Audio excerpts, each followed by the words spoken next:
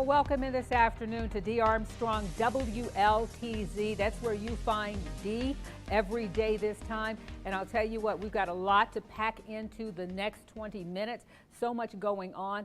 First, I want you to know, yes, I have free tickets to the Chattahoochee Valley Writers Association. They're having a huge meeting. Writers from all over the country coming in.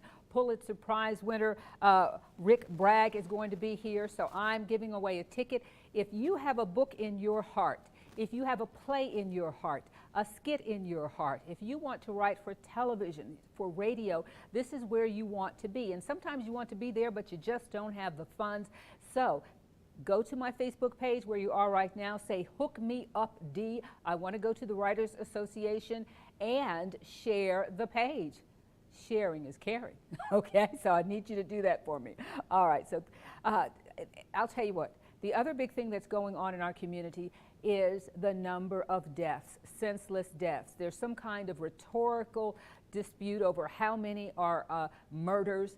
They are homicides. They are people killing other people. Some may be murders. Some may end up being accidental as they go into court, but the majority of them, 90% of them murders, the majority of them, unfortunately, black on black crime in our city. Seems like nobody wants to talk about that, and that's right in our faces. We have to talk about that.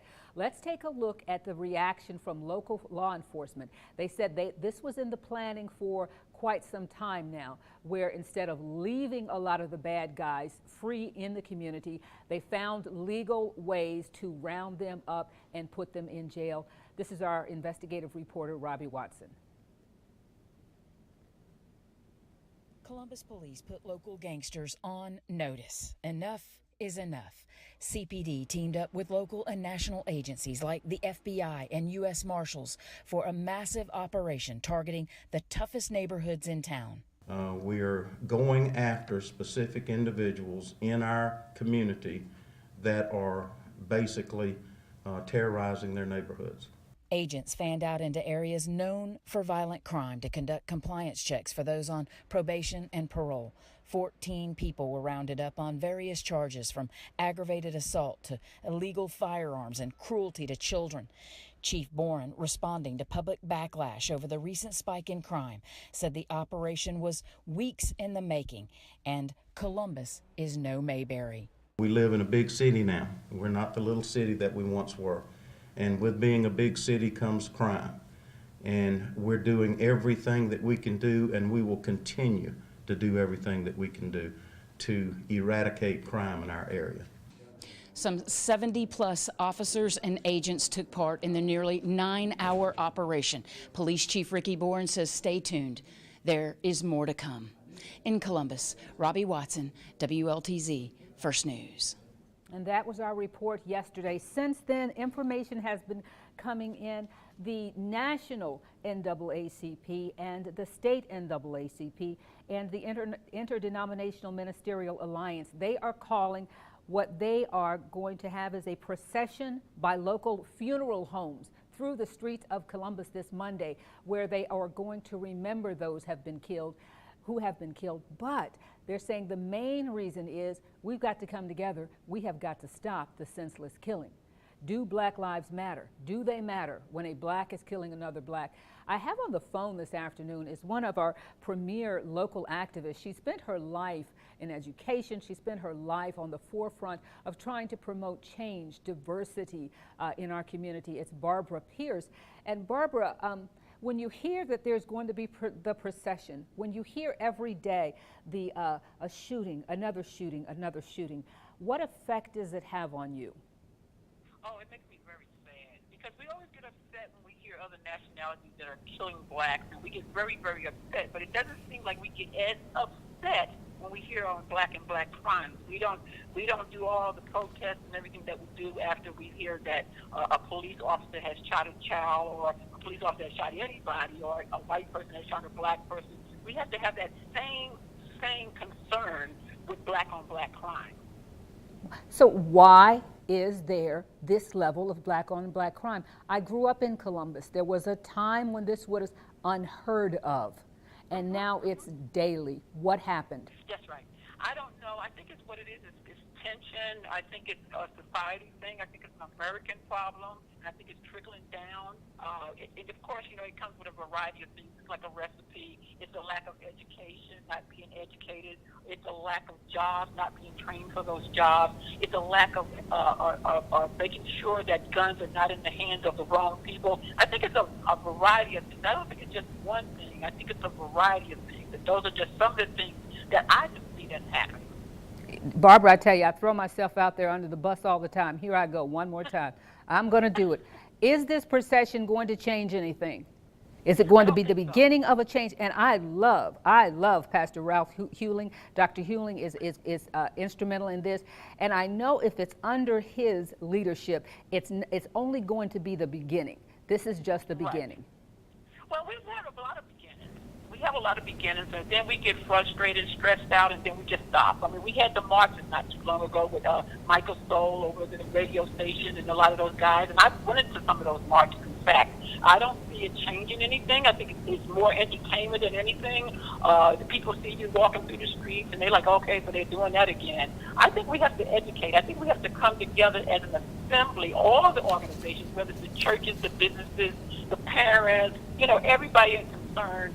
Need to come together, and we kind of need to do some brainstorming and exchange some ideas on what we're going to have to do and where we're going to really have to start and what we have to do in order to change the mindset. Because right now, all the margin and all that stuff right there, I mean, it's just a memorial to me. It's just showing that you do have concerns, but where do we start? We have to start somewhere, and the only way we can do that is to exchange ideas and see exactly what's going to be the best way of approaching this situation. It's just going to get worse. Well, did not Michael Jackson say it in his famous song, Barbara? We got to look at the man in the mirror. If these crimes, if these are young black men shooting other young black men and now women, we had a young mother who was gunned down. I understand she knew someone who was supposed to be gunned down, and she's in the wrong place and they gun her down. Then if it's black on black crime, then we have to take ownership of it. Exactly. So when the pastors are walking and everything, and that's cool. I'm not knocking anybody and what they do. That's their thing. I think that those pastors need to try to take some of these young black men under their wing and mentor them. You know, teach them, show them that this is not the right way to go. A lot of these young black boys, they're not trained to have real jobs and stuff. So they're out there with the drugs and stuff like that because that's the way they survive. That's the way they protect. You know, they take care of themselves. They do these things. But people don't understand that when you don't have money, you do things. You know, and so that's what they do. So I think that these pastors, these ministers, these businesses, you know, I think that they need to mentor. Everybody needs to get a mentoring program and mentor these young people. I try to do it myself, but I'm a female. They need these men. In the summertime, I do a summer program over at the Ambassador of Christ, and I keep kids off the street so that these kids won't get hurt in the crossfire. Because a lot of times when this is happening, like we just had that incident, what was it, on 30-something street off of Veterans Parkway where the guy just got shot down and all the kids were out there, his own children even watched it. I mean, these kids can get hurt in this. So we have to figure out a way how we're going to protect our young people. We do need mentors for these young black guys, and we need to get them before they get wrong. We need to start at 13 years old. We need to start talking to them and educating them. But this is not the way to go. Get educated. Get a job. Do something productive in your community. So that's just my opinion. I think so too. I think it's a plethora. It's many different things, Barbara. And one of them is this. I want to get something for nothing. That there are people who will not work because they can get a check for $750 a month, and they will not work. They say, I'm going to get this check. Well, that check is not going to pay for very much, you know. And so what do you do to fill in the gap? You're 18 years old. Your mother no longer gets a check from you. You know, you're not getting a check. So what do? You go get trained. You go get trained for a job. Because it's not that, you know, we keep saying it's not jobs out there. It is jobs out there, just that they're not trained for it. In other words, when they go and apply for these jobs, they're not trained to do the jobs. So people are not going to hire them. You have to be trained. It's education. You have to be trained to do a job if you're planning on getting it. I mean, we have job fairs and job openings all the time. They don't go try to attempt to get a job because they know they're not trained for the job. You see what I'm saying? So when they're not trained for a job and they can't get a job, well, what you do? Knock somebody in the head, shoot them, take what they have, what they've worked so hard for. Yes. And it's just getting worse and worse and worse. It's a society, a problem that us as a community need to come together, brainstorm to figure out more mentoring. We need more big brothers and sisters. Right. You know, we need more mentoring. We Right. need more of that. And there's going to have to be, we're going to have, go ahead. I'm sorry. When you and I grew up, we had that village, you know, where you can go next door and talk to somebody. You know, you can go down the street and talk to somebody. People mentor you back then, you know. But now it's like everybody's just minding their business. And then when somebody starts getting killed, we want to walk the street. That's not helping anything. Right. Well, We thank have to actually roll our sleeves up. I'm sorry. Oh, yeah. Well, I know that you're passionate about this, and thank you so much for taking the time. I know that, you know, Barbara is not just talking it, she's doing it. When I called her, she had just come from a school mentoring some young people. Exactly. This is what she does. I've taken in young people in my home, and it's a one-on-one thing. It's not a huge movement, but if we all do one-on-one, take two kids under your wings or something, but we have got to solve our own problems and quit looking at, I did a speech one day the other day, Tarzan ain't coming. Ain't nobody swinging through the jungle to save the natives. You know, we have to save ourselves, you know.